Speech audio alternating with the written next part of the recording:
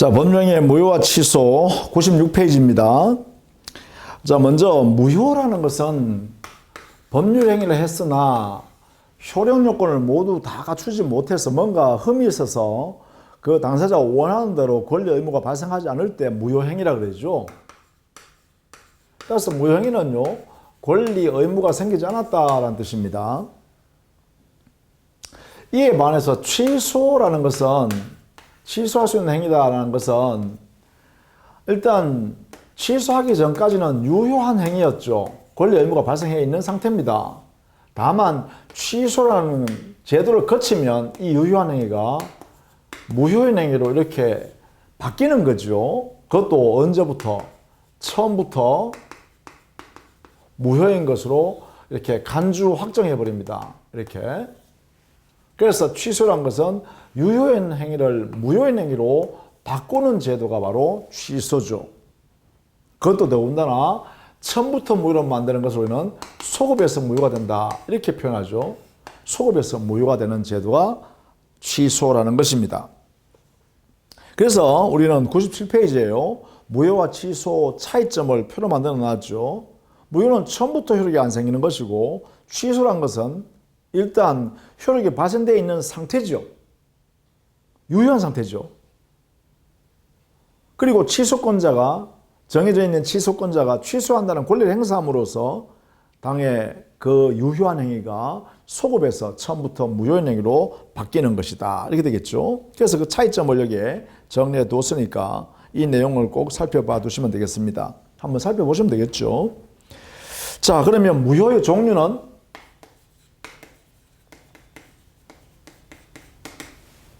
기본적으로 우리 민법상 원칙적으로 무효라고 하면 절대적 무효가 원칙입니다.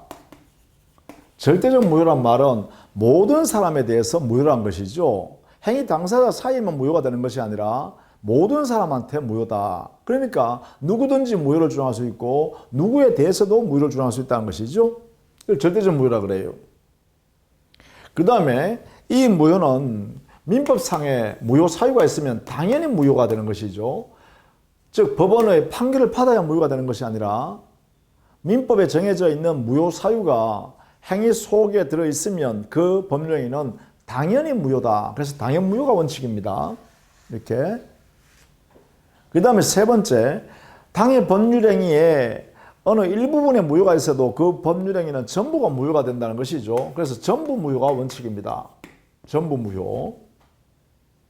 설령 일부분의 무효 사유가 있어도 전부가 무효다, 이렇게 되겠죠. 그리고 그러한 무효 사유가 있으면 확정되어 있는 무효죠. 그래서 무효의 원칙은 이렇게 해석합니다. 원칙은 절대적 무효이고 당연 무효이고 전부 무효이고 확정적 무효가 원칙이다, 이렇게 되겠죠. 그리고 이것은 처음부터 무효죠. 처음부터 무효인 상태죠. 취소의 종류는 기본적으로 민법상의 취소는 협의의 취소로서 정해진 취소 사유가 법령에 존재하고, 그 다음에 취소권자가 취소권을 행사함으로써 소급해서 무효가 되는 제도를 말합니다. 이걸 우리는 본래 의미의 취소, 즉 민법상의 취소는 이런 의미다. 그죠? 그래서 우리는 보통 협의의 취소 이렇게 표현하죠. 자, 그러면 무효의 효과를 한번 볼까요? 무효가 되었을 때 이때는요, 이행하기 전이면 권리 의무가 발생하지 않았으니까 이행할 필요가 없죠. 이행 안 하면 그만입니다. 그런데 무효임에도 불구하고 이미 이행한 후라면 이때는 이행한 만큼 상대방은 부당이득을 받게 되죠. 따라서 부당이득이 되면 반환관계가 발생합니다. 따라서 취득한 사람은 부당이득 반환할 의무가 있고, 이행한 사람, 급여한 사람은 부당이득 반환 청구할 수 있는 권리가 발생하죠. 그래서 여기는 권리 의무 관계가 생깁니다. 즉 부당이득을 취한 사람은 반환할 의무를, 당의 재산을 급여하여 손해를 본 사람은 당연히 부당이득 반환을 청구할 수 있는 권리를 각각 취득하게 되겠죠. 그래서 첫 번째는 이렇게 부당이득 문제가 생긴다. 이렇게 정리해 두시면 좋겠습니다. 그 다음에 이 무효는 처음부터 무효죠. 그렇게 정리해 두시면 되겠습니다. 따라서 이 무효인 경우에는 법적으로 권리 의무가 발생하지 않기 때문에 이행하지 않는다고 해서 불법 행위가 성립하지 않는다. 이렇게 해석해야겠죠. 이게 이행할 필요가 없기 때문에 그렇죠. 이행할 필요가 없기 때문에 더 이상 불법 행위가 성립하지 않는다. 이렇게 해석해야 되겠습니다. 자, 그러면 우리 민법에 무효인 행위가 있을 때 이 무효인 행위에 대해서 우리 민법의 원리는 어떤 것들을 이 무효행위에 적용하고 있는가? 여기는 첫 번째, 일부 무효가 있을 때 무효 법령의 일부분에 무효 사유가 있을 때 이것은 전부 무효로 취급한다. 그렇죠? 전부 무효로 취급한다. 그래서 이걸 우리는 전부 무효 원칙이라고 그러죠. 다만 그 일부분만 무효가 되고 나머지는 유효다라고 하는 이렇게 하는 경우도 있죠. 어떤 경우에 그러면 이렇게 되느냐 하면 이때는요. 그 일부분의 무효 사유가 해당되는 부분이 없다 하더라도 나머지 부분만으로 법령을 하였을 것이라고 인정될 때만 나머지를 유효로 인정해 주는 거죠. 따라서 나머지를 유효하기 위해서는 아마도 그 무효 부분을 제거하고 나머지 부분만으로 법령이 하였을 것이라는 가상적 의사가 인정되면 그때 나머지 부분을 유효로 한다. 이렇게 되겠죠. 나머지를 유효로 하는 경우. 이렇게요. 자, 이 부분을 꼭 알아두셔야겠어요. 자, 일부분의 무효가 있을 때 전부 무효가 원칙입니다. 다만 나머지 부분을 유효로 하기 위해서는 반드시 가상적 의사가 있는데야 합니다. 이 부분을 제거한 나머지 부분만으로 법률행위를 아마도 했을 것이다. 보통 사람 입장에서 봤을 때도. 그랬을 때 가상적 의사가 있는다고 해서 나머지 부분을 유효로 인정한다. 이걸 우리는 이렇게 해석하는 것을 우리는 일부 무효의 법리라고 합니다. 이것을 우리 민법 137조에서 명문으로 규정해 두고 있다. 원칙은 전부 무효이고 나머지 부분만으로 유효로 하기 위해서는 반드시 가상적 의사가 인정되었을 때 가능하다. 이렇게 되는 것이죠. 이 일부 무효의 법리는 일부 취소의 문제에다가 유추적합니다. 이것도 함께 알아두시면 좋겠습니다. 이게 판례 태도이기도 한데요. 즉 법률행위의 일부분의 무효가 있을 때 전부를 무효했죠. 그렇다면 일부분의 취소 사유가 있다면 당의 법령의 전부를 취소해야 된다가 원칙이에요. 다만 일부 무효에서 나머지 부분을 유효로 할 수 있는 것은 가상적 의사가 인정될 때는 나머지를 유효로 할 수 있겠죠. 그렇다면 일부 취소 사유가 그 일부분을 취소하고 나머지 부분을 그대로 유효로 한다라고 하려고 그러면 이때도 역시 가상적 의사가 인정된다면 나머지 부분에 그대로 유효로 둘 수 있다. 즉 다른 말하면 일부분만 취소할 수 있고 나머지는 그대로 유효로 둘 수 있다라는 것입니다. 그렇게 적용하는 것을 우리는 일부 취소의 문제에 일부 무효의 법리를 유추 적용한다. 이렇게 해석하는 거죠. 자, 이 부분을 꼭 기억해야 합니다. 일부 무효의 법리를 일부 취소의 문제에 유추 적용할 수 있다. 인정한다라는 거예요. 자, 이것이 우리 교재 99페이지 이하, 그러면 100페이지까지 정리되어 있죠. 자, 여기에 일부 무효에 관한 특칙이 있어요. 일부 무효에 관한 특칙 규정이 있어요. 그게 바로 약관 규제에 관한 법률이 있어요. 약관 규제법상에 보면 약관 일부에 신의성실의 원칙에 위반되거나 불공정한 내용이 들어있어서 그 약관 일부가 무효가 된다 하더라도 나머지 부분에 영향을 어떻게 미치느냐에 관한 문제가 발생했을 때 여기는 그 나머지는 원칙적으로 유효라고 해석하는 것이죠. 여기는 일부 무효 사유가 있다 하면 나머지는 그대로 유효하다라고 하는 것을 원칙으로 삼는다는 것이죠. 이렇게. 나머지는 유효하다 이렇게 해석합니다. 이렇게. 이게 이제 약관 규제법에 있는 특칙입니다. 일부 무효의 법리의 특칙. 이걸 원칙으로 삼는다. 원래는 일부 무효가 있으면 전부를 무효로 취급해야 되죠. 그러면 약관 일부에 무효가 있으면 약관 전부를 무효로 하고 약관에 근거해서 만든 계약 전부도 무효다 이렇게 해야 되겠죠. 그런데 여기는 그 약관 무효인 약관 부분만 무효로 하고 나머지는 유효한 내용으로 인정한다라는 걸 원칙으로 했다는 거예요. 이렇게요. 자, 그래서 우리는 이것을 특칙 이렇게 표현합니다. 약관 규제법을 우리는 특칙이 있다 이렇게요. 자, 그 다음 두 번째는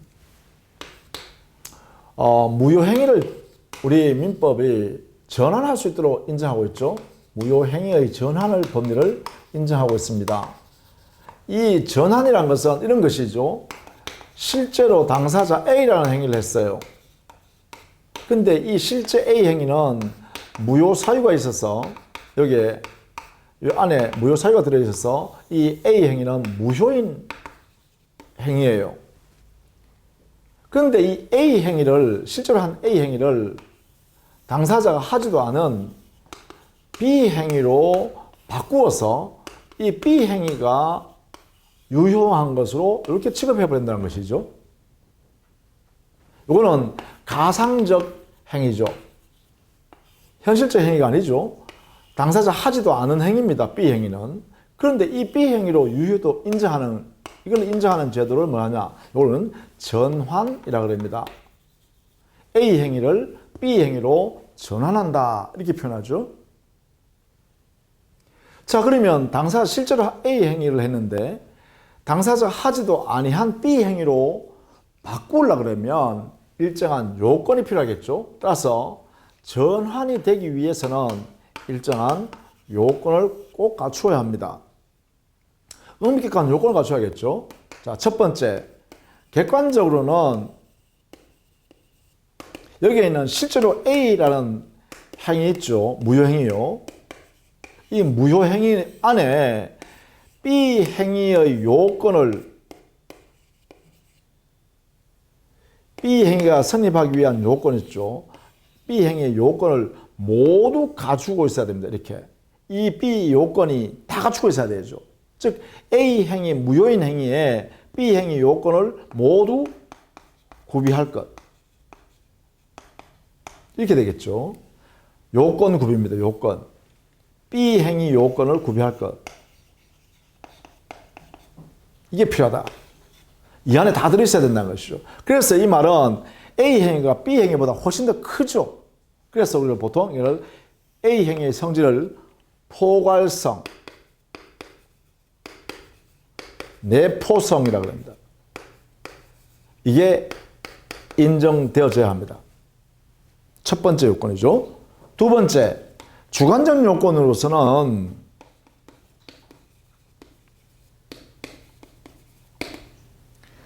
자, 행위한 당사자가 A 행위가 민법상 무효라고 한다면 A 행위 하지 않았을 것이고 B 행위를 하였을 것이다 라는 가상적 의사가 인정되어야만 B 행위로 바꿔줄 수 있어요.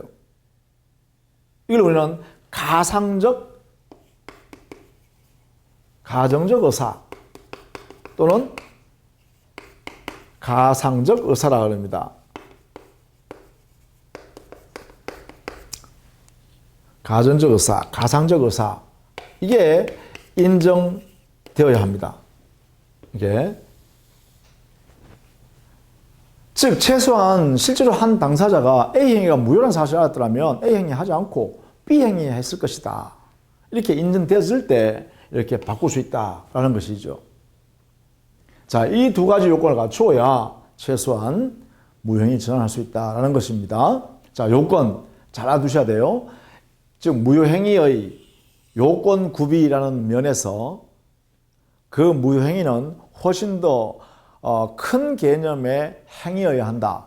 그래서 B행위, 즉 전환하려고 하는 다른 법령의 요건을 모두 구비하고 있어야 된다.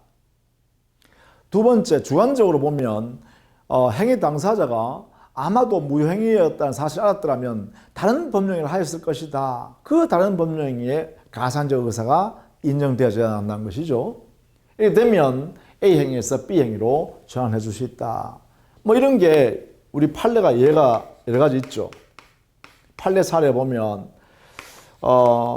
출생신고가 허위로 되어서 무효인 출생신고예요. 그런데 이 출생신고 행위를 경우에 따라서는 인지신고로 이렇게 인정해 준다든가 또 경우에 따라서는 입양신고로 이렇게 인정해 준 경우가 있습니다. 우리 판례가요. 이렇게 인정해 주고 있어요. 이런 사례가 있다는 거죠. 이렇게 이걸로 인정했다. 이걸로 유효다. 이렇게 했다는 것이죠. 이런 경우가 있다. 자, 다만 이제 우리 학자들은 이렇게 표현합니다. 이 B행위라는 것이 만약에 요식행위라면 B행위 자체가 이게 요식행위라면 이 무효인 행위의 전환이 이렇게 전환하는 게 전환이 힘들다. 안 된다. 이렇게 해석하죠. 기본적으로. 그래서 요식행위로의 전환은 안 된다. 어렵다. 이렇게 부정하는데요. 다만 우리 판례나 민법 규정에 보면 요식행위에서 요식행위로 이렇게 전환하는 것을 인정한 판례가 더러더러 있다. 학설, 즉 학자들 입장에서 보면 요식행위로의 전환은 안 된다라는 것이 일반적입니다. 일반 이론입니다.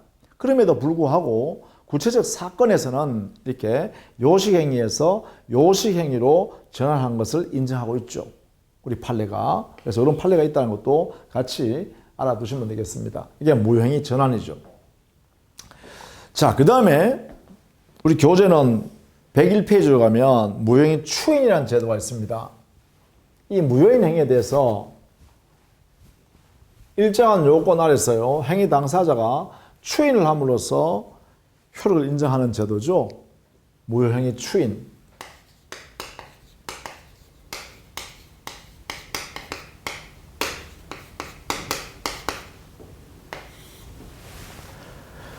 자, 무효행위 추인이라는 제도가 있다. 이 무효행위 추인이라면 우리 139조에 있죠. 무효행위 전환은 민법 138조에 있고요. 자, 139조의 무효행위 추인을 한번 볼까요? 규정의 해석이 이렇게 되어 있죠. 무효인 법령에는 101페이지 합니다. 추인하여도 그 효력이 생기지 아니한다. 왜냐하면 확정적 무효이기 때문에요. 추인한다고 해서 유효가 될 수 없다는 것이죠.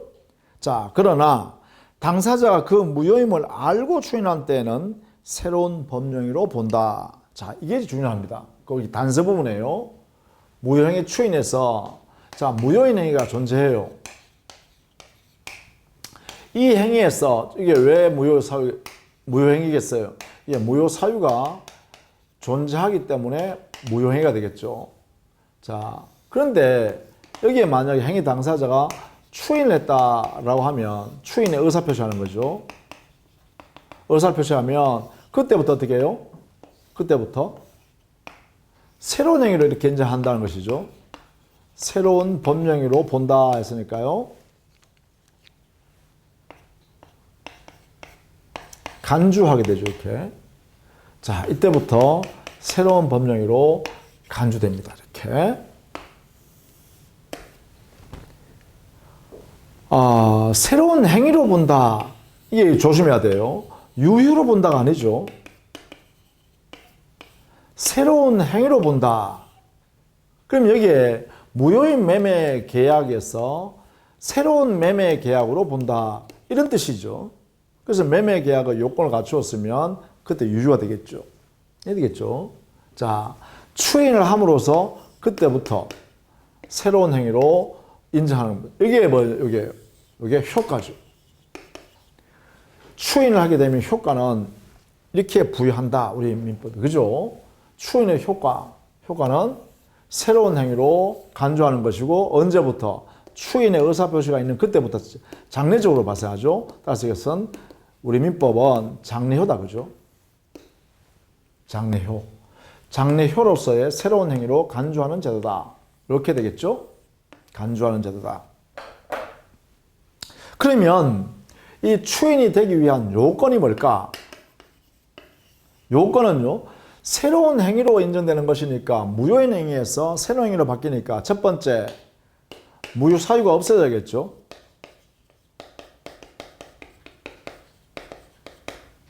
자, 소멸. 종료가 되어야겠습니다.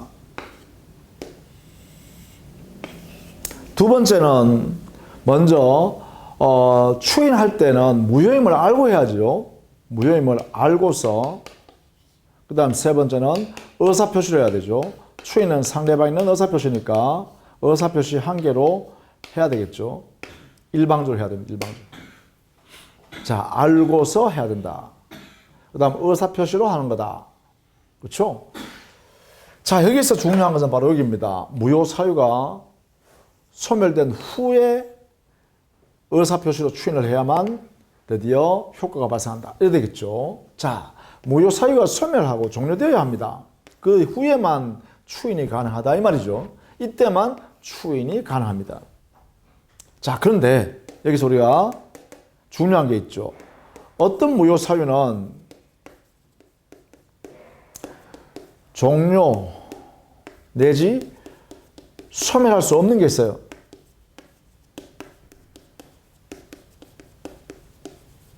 이것은 곧 뭐죠? 무효 사유 중에 말입니다. 종료할 수 없는 것. 이것은 추인이 인정되지 않는 부분이죠. 그렇죠? 왜냐하면 무효 사유가 종료, 소멸한 후에만 추인할 수 있다 했으니까 소멸할 수 없으면 추인이 인정되지 않는다라고 해야겠죠. 그러면 무효 사유 중에서 종료할 수 없는 것이 어떤 무효 사유일까? 다른 말로 하면 무효행위 추인을 할 수 없는 무효인 행위는 어떤 것일까? 이렇게 되겠죠. 여기는 다음과 같은 세 가지를 들 수 있겠습니다. 우리 시험에 자주 나오는 거죠. 예컨대 민법 사회질서 위반된 행위 103조에 반한 행위죠. 두 번째 103조의 예시규정으로 인정하는 104조 불공정한 법령행위의 무효도 역시 사회질서에 반하는 것이니까 안 되겠죠. 또 세 번째 강행법규에 반한 경우요.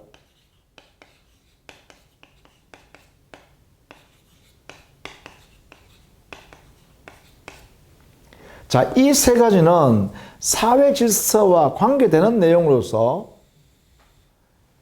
사회 질서를 해칠 수 있는 행위란 거죠. 법령행위가. 그렇다면 이것은 치유가 될 수 없습니다. 무효 사유가 소멸할 수 없다는 것이죠. 대한민국이 존재하는 한. 그래서 이것은 어떤 경우에도 무효 사유가 소멸될 수 없는 사유이기 때문에 무효행위 추인의 대상이 될 수 없는 무효다. 이렇게 하겠죠. 사회 질서 위반되어 무효인 행위, 불공정한 법률행위에서의 무효행위, 강행법규에 반한 행위로서의 무효행위. 이 세 가지는 추인을 할 수가 없다. 이래 되겠죠. 자, 이 부분을 꼭 알아두셔야 됩니다. 무효행위 추인에서는 이 부분을 시험에 자주 냅니다. 요건각이라고 해서. 이거죠, 이거. 그죠? 무효 사유가 소멸한 후에 추인할 수 있다 했어요. 근데 무효 사유가 종료 소멸할 수 없다면, 이렇게 없다면 추인이 안 된다. 이렇게 꼭 정리해 두시고.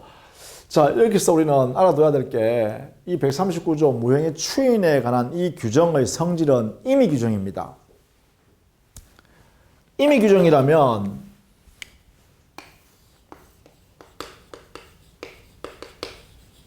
당사자가 약정을 통해서 무효행위를 소급해서 추인하는 것을 당사자끼리 합의하는 것은 가능하죠.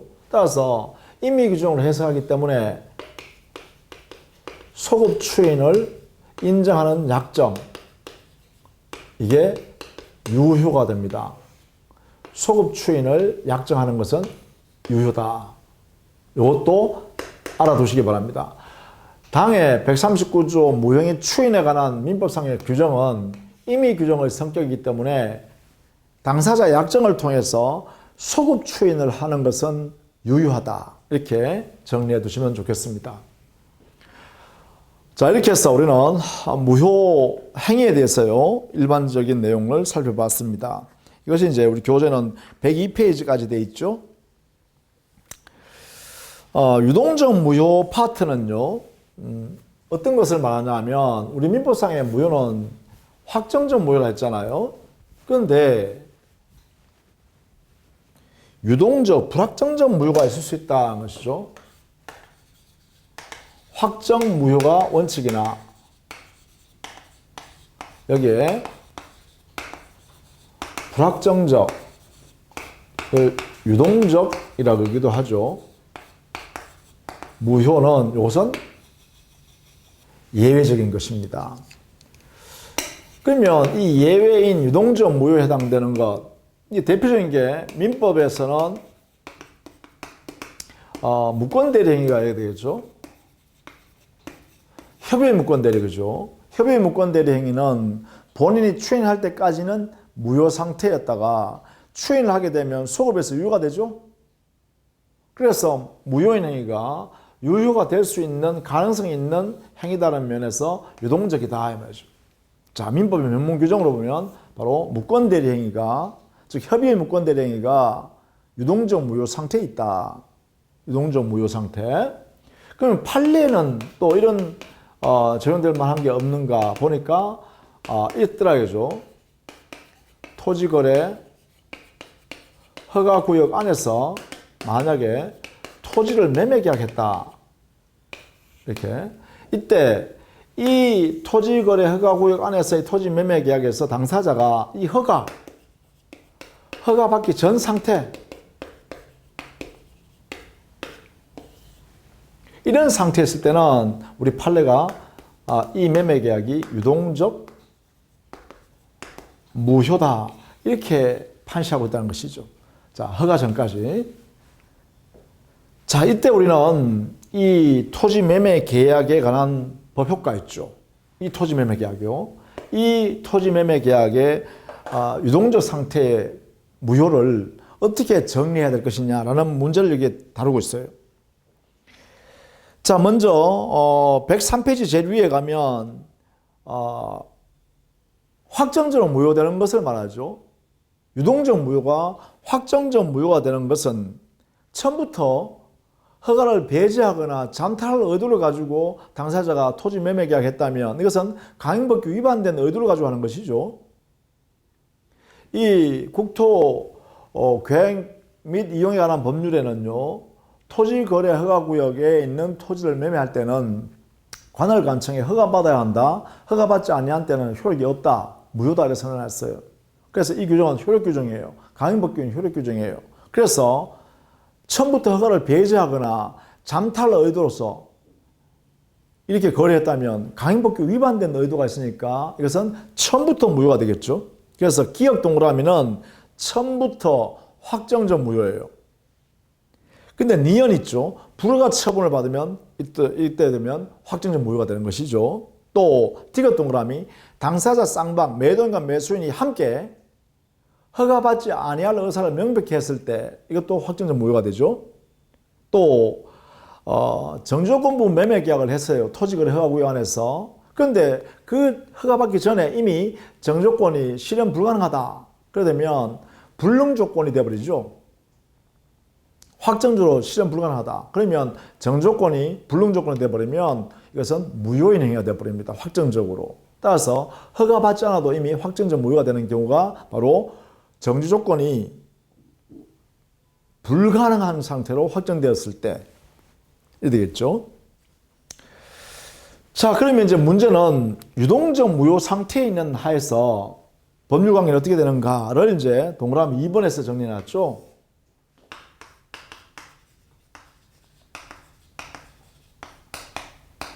즉 허가받지 않는 상태에서는요, 이때는 채권적으로도 물권적으로도 전부 다 유동적 무효예요. 채권적으로도 물권적으로도 전부 다 무효예요. 그러니까 당연히 무효는 채권도 생기지 않았고요. 채무도 생기지 않았다. 이렇게 되는 것이죠.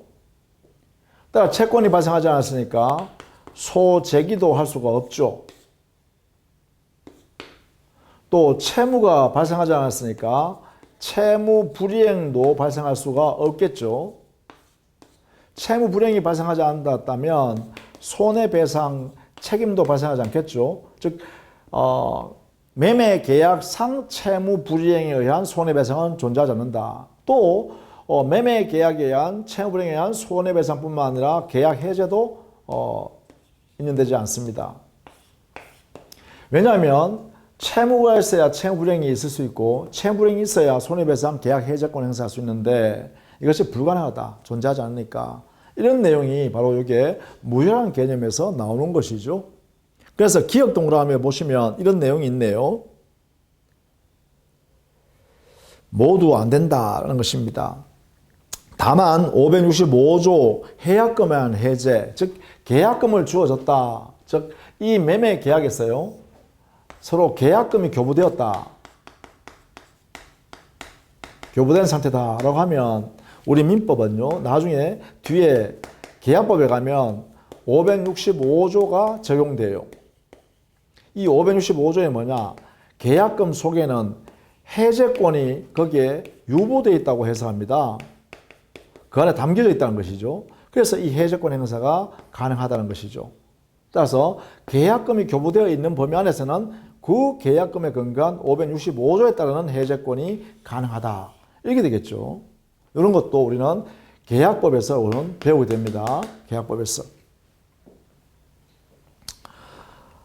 그 다음에 니은 동그라미 보시면 유동적 무효 상태지만 당사 사이에 의무가 하나 발생하죠. 그게 바로 허가 신청에 협력할 의무가 생기죠. 유동적 무효 상태에서는 협력 의무가 생긴다.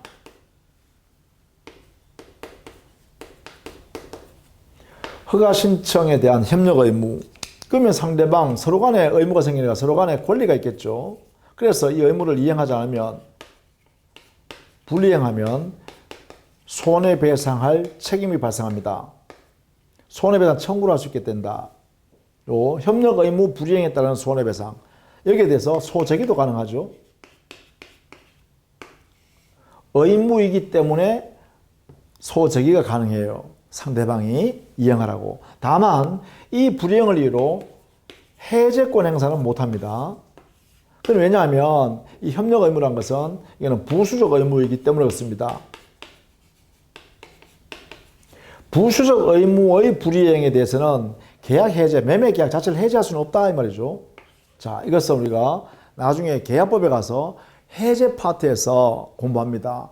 해제권이라는 것은 기본적 계약의 효력이 이행되지 않을 때, 즉 기본적 채무가 이행되지 않을 때 그때 계약을 해제하는 권리입니다.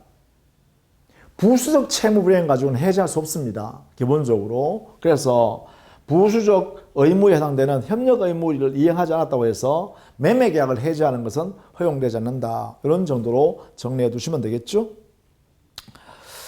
자, 그 다음에 디귿 동그라미 가면 중간생략 등기에 관해서는요, 국토계획 및 이용에 관한 법률에서는 중간생략 등기하면 무효입니다. 무효.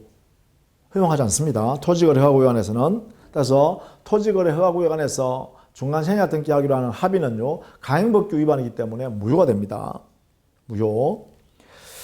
자, 그 다음에 리얼의 유동적 무효 상태 하에서도 다른 무효 사유나 다른 치유 사유가 그 매매 계약 안에, 이 매매 계약 안에 다른 무효 사유나 다른 치유 사유가 있으면 그 다른 무효 사유 주장도 가능하고 다른 치유 사유도 주장할 수 있습니다.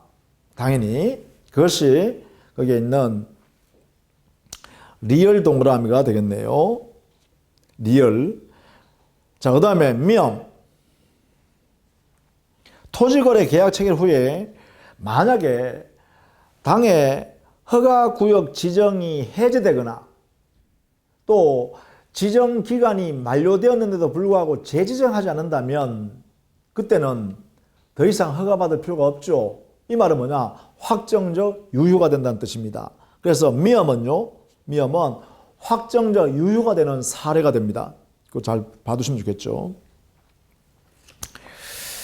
자, 그 다음에 쉬웠던 거로 하면은 국토계획 및 이용에 관한 법률에서 토지거래 허가구역에 관해서 허가받지 않으면 무효다라는 것은 효력규정, 강행규정이니까 계약 당사자가 주장할 수 있고 제3자가 주장할 수 있죠.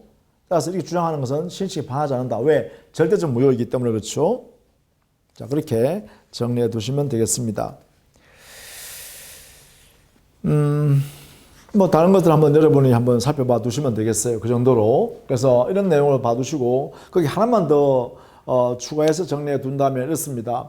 이 협력 의무가 존재한다는 것은 그 상대방은 협력 의무 이행을 청구할 수 있죠. 그렇죠? 협력 의무 절차의 이행을, 의무 절차의 이행을 청구할 수 있는 권리는 인정된다. 그렇죠?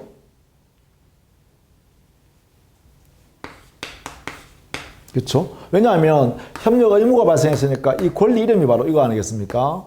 협력 의무를 이행하라고 청구하는 권리. 이게 있는데죠. 자, 이 권리가 현재 존재합니다. 현재. 그러면 이 권리를 보존하기 위해서 매도인이 됐어요. 야, 매도인아, 너 내한테 팔기로 한 그 토지는 다른 사람한테 팔면 안 돼? 따라서 판사님, 저 매도인이 저 토지를, 내한테 팔기로 한 저 토지를 아직 허가받지 않았다고 해서 다른 사람 팔지 못하게 미리 명령해 두세요 라고 신청할 수 있죠. 이거 뭐냐? 바로 이 권리를 보존하기 위해서 처분 금지하도록 판사님한테 미리 등기부에 올려줍시다 라는 이 처분금지 가처분 신청이 가능합니다. 자, 여기에 협력 의무 절차 이행 청구권을 보전하기 위해서 처분금지 가처분 신청은 허용된다. 이렇게 정리하시겠죠. 자, 이거는 현재 존재하는 권리이기 때문에 보전이 가능하고 따라서 처분금지 가처분 신청도 가능하다. 이렇게 되는 것이죠. 자, 요 내용까지 알아두시면 좋겠습니다. 자, 다음 시간에는 법령이 취소 관련된 내용을 정리하도록 하겠습니다. 자, 수고했습니다.